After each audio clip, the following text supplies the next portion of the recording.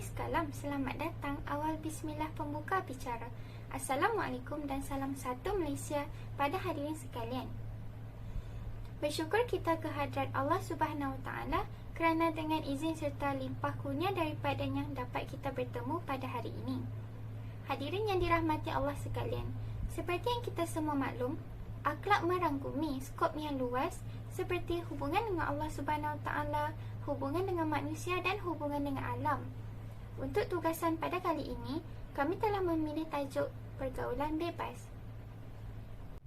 Tujuan kami memilih tajuk ini adalah kerana fenomena pergaulan bebas ini menyebabkan akhlak manusia semakin lama semakin rosak.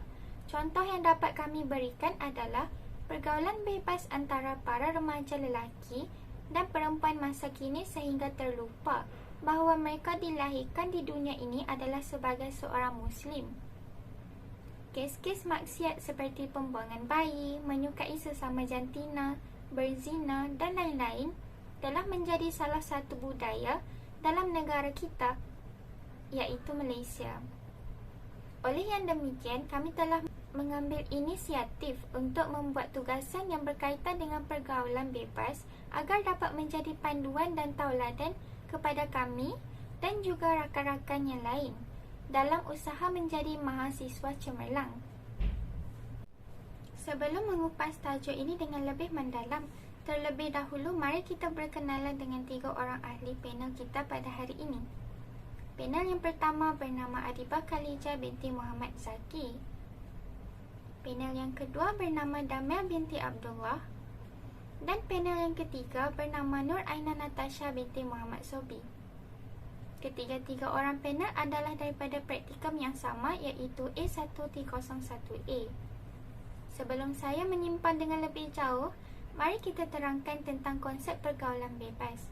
Dalam dunia ini, Allah Subhanahu Wa Taala telah menciptakan dua kaum yang berbeza jantina, iaitu lelaki dan perempuan. Dia juga telah menciptakan syariat untuk mereka. Dalam syariat Islam, ada sesetengah hukum atau peraturan yang berbeza di antara lelaki dan perempuan dan yang tidak berbeza. Di dalam kehidupan ini, dalam melaksanakan sesuatu tugasan yang melibatkan tugasan-tugasan sekolah ataupun tugasan-tugasan kerja, pasti akan berlakunya pergaulan di antara lelaki dan perempuan di dalam masyarakat kini. Pergaulan dalam bahasa Arab disebutkan sebagai iktilat yang berasal daripada kalimah walata yakulu kaltan yang bererti bercampur. Melalui konteks ini, pergaulan iktilat bermaksud bergaul atau bercampur di antara lelaki dan perempuan ajnabi yang dah kahwin di satu tempat yang berlaku interaksi dalam bentuk pandang memandang atau perbuatan di antara seseorang dengan seseorang yang lain. Hal ini bermakna ia berlaku antara 3 orang atau lebih. Perkara ini berbeza dengan khalwat yang hanya terdiri daripada 2 orang sahaja. Walau bagaimanapun, mengikut pandangan para ulama yang lain, iktilat merupakan terminologi yang baru diperkenalkan dalam Islam dan membawa makna yang tidak sesuai dalam Islam. Istilah yang tepat ialah liqa, pertemuan atau musyarakah yang bermaksud penyertaan di antara lelaki dan wanita. Ia sepatutnya berbunyi batas pertemuan atau penyertaan antara lelaki dan wanita. Pergaulan bebas menurut agama juga adalah proses bergaul dengan orang lain terlepas dari ikatan yang mengatur pergaulan. Berdasarkan surah An-Nur ayat 30 hingga 31, kita hendaklah menjaga pandangan mata dalam bergaul. Sudah sedia maklum, pergaulan bebas menjadi suatu gejala yang perlu masyarakat ambil peran.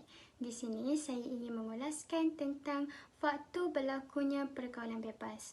Yang pertama ialah rendahnya taraf pendidikan keluarga, seperti keluarga yang mengizinkan anak mereka berpacaran atau lebih dikenali sebagai berkapal tanpa ada pengawasan yang menyebabkan anak mereka terjerumus ke dalam pergaulan bebas.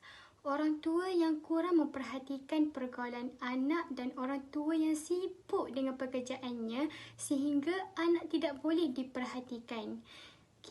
Yang kedua adalah kurang berhati-hati dalam memilih kawan. Contohnya, kawan mengajak kita ke arah yang negatif. Hal ini terjadi kerana berkawan dengan orang yang tidak baik. Yang ketiga adalah keadaan ekonomi keluarga. Contohnya, anak yang putus sekolah kerana ekonomi keluarga yang rendah membuat perilaku si anak menjadi tambah parah atau teruk. Dampak dari pergaulan bebas memberikan pengaruh yang besar kepada bagi diri sendiri, orang tua dan negara. Seperti anak-anak akan bergantung kepada ubat-ubatan yang terlarang, menurunnya tahap kesihatan, meningkatnya kriminalitas, meregangkan hubungan keluarga, menyebarkan penyakit, menurunnya prestasi belajar dan juga akan menyebabkan kita berdosa. Kesan buruk yang timbul daripada pergaulan bebas ialah merosakkan jiwa dan akhlak. Jiwa yang rosak akan membentuk akhlak yang buruk. Ketika bergaul akan menyebabkan hati menjadi hitam dengan dosa-dosa yang ditanggung. Dosa akibat perbuatan maksiat akan mengakibatkan seseorang itu sukar untuk mendekatkan diri kepada Allah SWT. Selain itu, merosakkan maruah diri, masyarakat dan negara. Hal ini kerana setiap perbuatan yang bercanggah dengan hukum Allah SWT akan membawa keburukan. Setiap kemungkaran yang dibuat akan merosakkan maruah diri seseorang. Tanpa maruah seseorang itu tidak akan dihormati dan hilang harga diri seseorang. Masyarakat dan negara juga akan menerima kesan daripada pergaulan bebas ini. Seterusnya, membawa kepada kemungkaran. Orang-orang yang melanggar perintah Allah akan mendapat kemungkaran. Hidup mereka akan sentiasa tidak tenteram dan tidak lagi dapat ketenangan jiwa akibat dosa-dosa yang telah dilakukan. Katakanlah, wahai Muhammad, kepada orang-orang lelaki yang beriman supaya mereka menyekat pandangan mereka daripada memandang benda yang haram dan memelihara kehormatan mereka. Yang demikian itu lebih suci bagi mereka. Sesungguhnya Allah amat mendalam pengetahuannya tentang apa yang mereka kerjakan. Dan katakanlah kepada perempuan-perempuan yang beriman supaya menyekat pandangan mereka daripada memandang yang haram dan memelihara kehormatan diri mereka, dan janganlah mereka memperlihatkan perhiasan tubuh pada mereka kecuali yang sahih daripadanya. Surah An-Nur ayat yang ke-30 hingga 31. Daripada surah An-Nur tersebut telah menunjukkan bahawa terdapat batas-batas pergaulan antara lelaki dan perempuan. Antara cara-cara pergaulan yang betul antara lelaki dan perempuan yang seharusnya kita patuhi ialah: yang pertama, pertemuan antara lelaki dan perempuan itu hendaklah dalam suasana yang serius dan mengikut keperluan. Daripada Ibnu Abbas bahawa Rasulullah SAW bersabda, janganlah seorang laki-laki berdua-duaan dengan seorang wanita yang bukan mahramnya, dan janganlah wanita bepergian kecuali bersama mahramnya. Hadis riwayat Ahmad. Yang kedua ialah menahan pandangan daripada melihat aurat atau buka aurat dengan syahwat. Yang ketiga ialah menghindari berjabat tangan ataupun bersentuhan antara lelaki dan perempuan. Yang keempat, memakai pakaian yang mematuhi syariat seperti bersopan santun dan menutup aurat. Yang kelima ialah menghindari khalwat, iaitu berdua-duaan. Namun dibolehkan berdua-duaan di kawasan awam yang ada orang ramai atau seorang lelaki dengan beberapa perempuan yang tikah, iaitu boleh dipercayai dari pegangan agamanya. Hal ini kerana ada hadis yang menyatakan jika dua orang berbeza jenis kelamin berdua-duaan, maka yang ketiganya adalah syaitan. Yang keenam ialah menghindari berjumpa di tempat yang mencurigakan seperti tempat yang tidak ada orang ataupun tempat yang tertutup. Yang ketujuh ialah perempuan mestilah bercakap dengan tidak menggunakan bahasa yang lunak dan gaya yang menggoda. Oleh itu, setiap umat hendaklah bergaul mengikut batas-batas yang telah ditetapkan untuk mengelakkan terjadi perkara yang tidak diingini seperti pergaulan bebas ataupun perbuatan zina. Sungguh benar kata-kata saudari pena ketiga. Memang tidak dapat disangka lagi bahawa setiap umat memainkan peranan penting dalam mengelakkan pergaulan bebas ini berlaku. Semua pihak mestilah berganding bahu dalam menjaga iktilaf masing-masing dalam menjalani kehidupan seharian. Bak kata pepatah, berat sama dipikul, ringan sama dijinjing. Tetapi saya ingin bertanyakan dengan ringkas kepada ahli panel pertama kita. Apakah hukum yang sebenar pergaulan antara lelaki dan perempuan di dalam Islam? Terima kasih kepada pengurusi atas soalan yang ditanyakan. Hukum asal pergaulan dalam Islam adalah harus. Pergaulan sesama manusia adalah dituntut jika untuk tujuan menuntut ilmu, menjayakan dakwah dan tarbiyah, jihad atau apa sahaja yang memerlukan pengambilan tenaga antara wanita dan lelaki. Liqa itu memenuhi adab-adab Islam seperti mana yang digariskan oleh syarak. Hal ini dapat dilihat melalui ayat-ayat yang terdapat dalam Al-Quran, iaitu kitab suci umat Islam sepanjang zaman. Menjaga pandangan surah Nur ayat 30 hingga 31. Memakai pakaian yang menutup aurat surah Nur ayat 31. Dalam adab bercakap, kita disuruh menjauhi nada menggoda surah Ahzab ayat 32. Adab berjalan, tertib dan sopan surah Nur ayat ke-31. Adab bila melakukan gerakan adalah dengan menjauh gerakan yang seksi, manja dan gairah. Jauhi daripada menggunakan sebarang unsur yang menggoda seperti makeup, minyak wangi yang melampau, yang bermotifkan dan berniat menggoda. Jauhi bersunyi-sunyian tanpa ada muhrim. Akhir sekali, yang paling penting adalah liqa dalam perkara-perkara yang benar-benar. Walau bagaimanapun, terdapat juga hukum yang mengatakan pergaulan antara lelaki dan perempuan ajnabi harus nikah adalah haram. Namun demikian, pengharaman ini tidak disasarkan kepada nas yang sahih kerana tiada nas sahih mengenai kes ini. Pengharamannya hanya diasaskan kepada hukum lain yang pada asalnya dikhususkan bagi kaum wanita kerana dalam hukum-hukum terbabit terdapat unsur-unsur pergaulan antara lelaki dan perempuan ajnabi. Hukum-hukum yang dimaksudkan ialah yang pertama adalah larangan berkhalwat dan musafir tanpa mahram. Seterusnya ialah solat berjemaah di masjid bagi wanita. Okey, larangan berkhalwat dan musafir tanpa mahram ni, perkara ini bermaksud perempuan dilarang bermusafir bersendirian tanpa mahram dan dilarang berkhalwat dengan lelaki ajnabi. Yang ajnabi ni maksudnya sah untuk kita berkahwin dengannya. Okey, kedua-dua larangan ini disasarkan kepada hadis-hadis berikut. Maksudnya, perempuan tidak harus musafir kecuali ada bersamanya mahram dan lelaki tidak harus masuk dalam rumah perempuan kecuali ada bersamanya mahram. Hadis kedua pula menerangkan melarang wanita keluar mengerjakan haji tanpa mahramnya. Kedua-dua hadis di atas ini telah dijadikan oleh para fuqaha sebagai ahli pengharaman, sebagai dalil pengharaman pergaulan lelaki dan perempuan kerana kedua-duanya mengandungi unsur pergaulan. Walau bagaimanapun, satu kesimpulan dapat dibuat iaitu pergaulan perempuan dengan lelaki bukan mahram adalah diharamkan. Namun, pengharaman ini bukanlah didasarkan kepada suatu nas syarak yang sahih kerana tiada nas syarak yang jelas menyatakan demikian.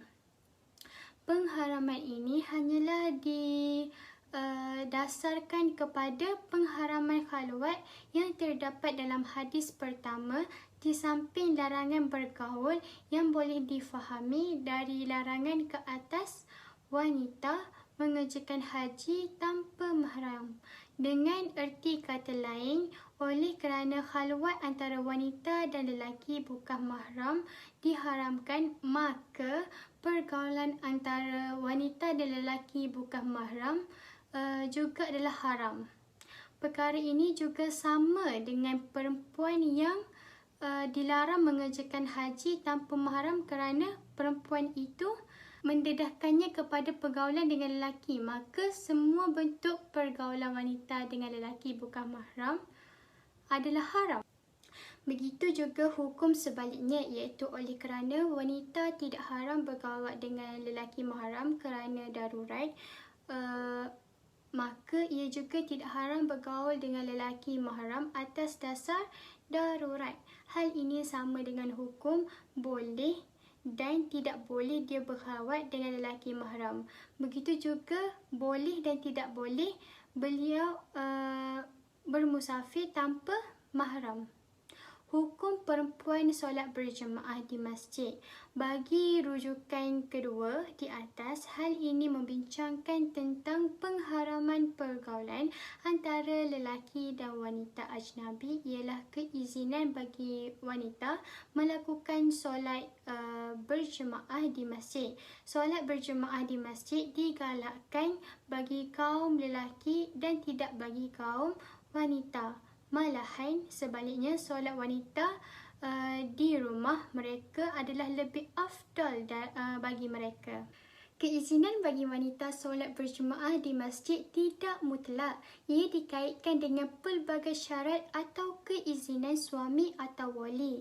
Tidak memakai bau-bauan dan tidak berhias dan juga tidak bercampur gaul dengan lelaki semasa solat berjemaah di dalam masjid. Syarat telah menentukan satu, iaitu saf bagi wanita dalam solat berjemaah mestilah di belakang saf lelaki. Penentuan ini sabit melalui nas hadis seperti yang dinyatakan oleh Abdullah bin Abbas yang beliau mendirikan solat di sebelah Rasulullah SAW dan Aisyah mendirikan solat bersama-sama di belakang mereka. Beliau berdiri di sebelah kanan Rasulullah SAW. Mereka menunaikan solat bersama-sama. Syarat-syarat yang dikenakan dalam kes wanita solat berjemaah dengan lelaki ini menunjukkan bahawa pergaulan antara lelaki dan wanita adalah haram. Lebih-lebih lagi jika dihalusi persoalan menunjukkan saf bagi wanita iaitu di belakang saf lelaki. Perkara ini bererti wanita tidak boleh berada dalam satu saf dengan lelaki. Kalau dalam solat yang suasananya penuh takwa, jauh dari fitnah pun wanita tidak dibenarkan bergaul dalam satu saf dengan lelaki, apatah lagi dalam situasi lain yang jauh lebih tidak takwa dan lebih terdedah kepada fitnah. Sudah semestinya tegahan bergaul dalam keadaan itu lebih ditegah.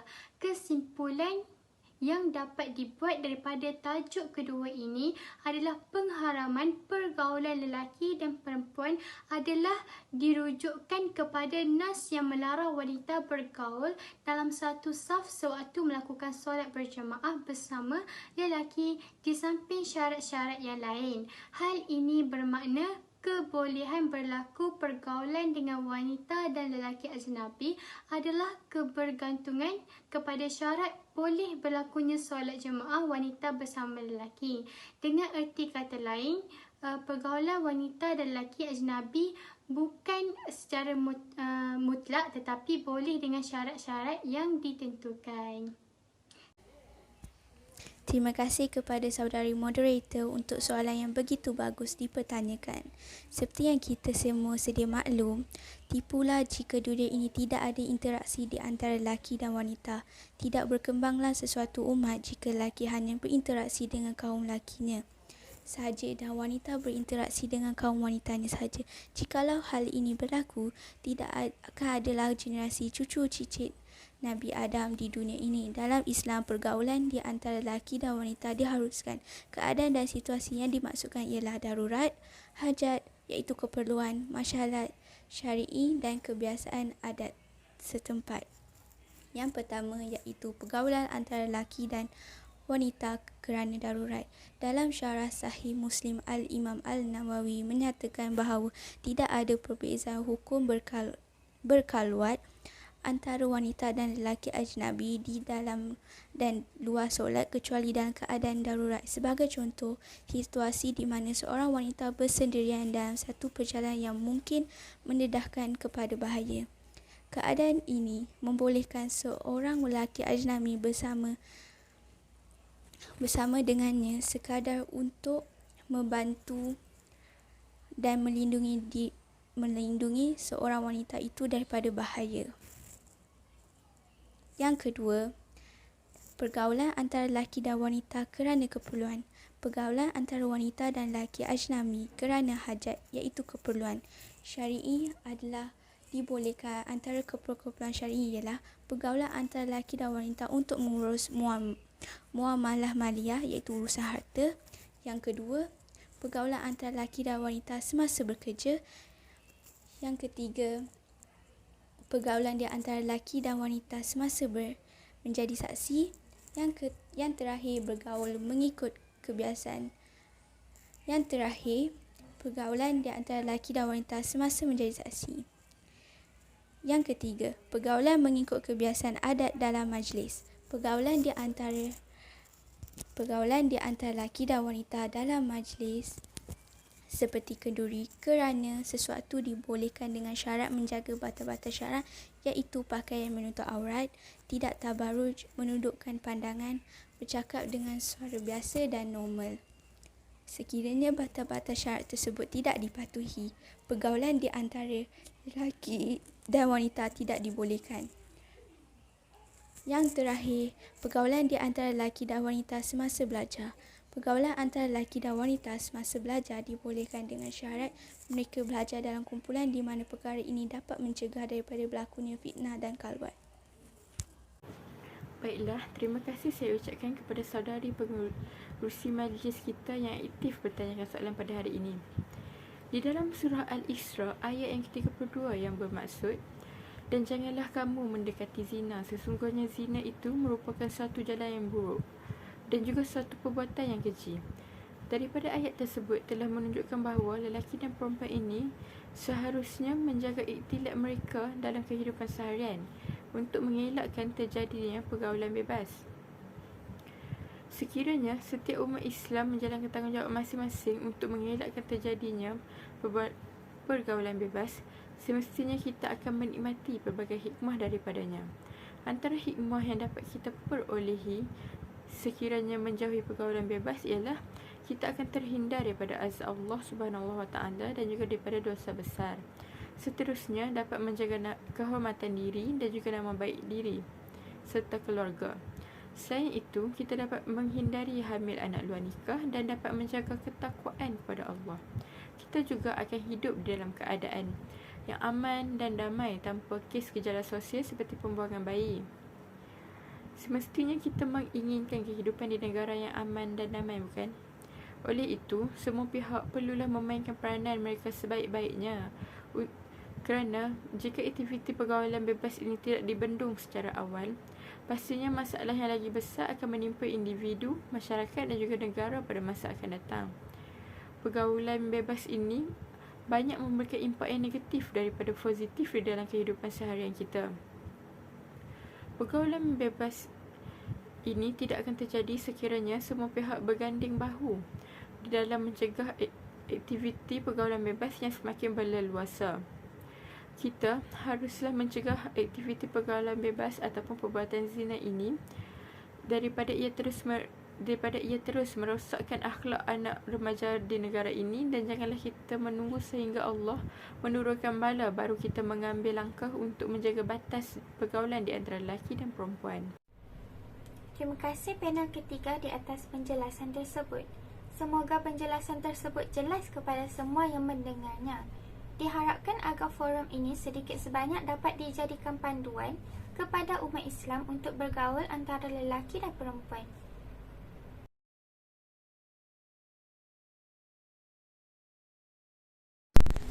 Hai, Assalamualaikum. Saya Khairina. Saya ingin bertanyakan soalan berdasarkan apa yang dijelaskan, pergaulan bebas hanya memberikan impak negatif sahaja. Terdapat satu soalan yang terdetik dalam minda saya. Apakah kesan-kesan pergaulan bebas kepada negara Malaysia?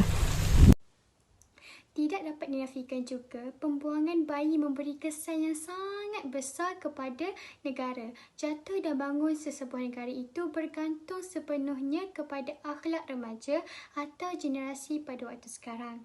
Antara kesan yang pastinya berlaku ialah kerancakan pembangunan terbantuk serta ekonomi negara sukar untuk berkembang disebabkan wujudnya gejala sosial ini. Tambahan lagi, perbelanjaan kerajaan turut meningkat untuk menampung bayi yang diletakkan di rumah kebajikan masyarakat. Hal ini kerana bayi yang dijumpai biasanya tidak mempunyai kelengkapan yang mencukupi. Hai, Assalamualaikum. Saya Nurul Fatia. Ingin bertanyakan soalan mengenai zaman kini. Isu pergaulan bebas sangat hangat diperkatakan dalam kalangan remaja. Apakah peranan ibu bapa dalam menangani isu pergaulan bebas ini supaya anak mereka lebih bersedia untuk menghadapi dunia luar? Terima kasih. Terima kasih kerana sudi menanyakan soalan. Peranan utama ibu bapa untuk mengatasi masalah remaja ialah memberi didikan agama kepada anak-anak. Agama merupakan senjata ampuh yang mampu membantu mereka menangkis segala anasir bersifat negatif. Oleh hal demikian, ibu bapa haruslah memberikan didikan agama kepada anak-anak sejak dari kecil, ibarat melentur buluh biarlah dari rebungnya. Kedati pun ibu bapa yang memberi anak-anak dengan cahaya keimanan yang cukup akan melahirkan adiwangsa yang soleh dan soleha. Perkara ini akan memberikan impak yang besar dalam hidup anak-anak daripada kecil sehingga mereka membesar. Tidak perlu risau tentang keadaan anak-anak mereka walaupun berjauhan. Terima kasih. Sebelum mengakhiri bicara forum kita pada hari ini, terimalah serangkap pantun yang berbunyi: tuailah padi antara masak, esok jangan layu-layuan. Intailah kami antara nampak, esok jangan rindu-rinduan. Sekian sahaja untuk hari ini. Terkasar bahasa, tersilap bicara, mohon dimaafkan. Sesungguhnya yang baik itu datangnya daripada Yang Maha Pencipta, dan yang kurang elok itu datangnya daripada kekilafan diri kami sendiri. Wallahualam. Saya akhiri forum remaja kita pada pagi ini dengan lafaz yang mulia. Wabillahi taufiq wal hidayah. Assalamualaikum warahmatullahi wabarakatuh.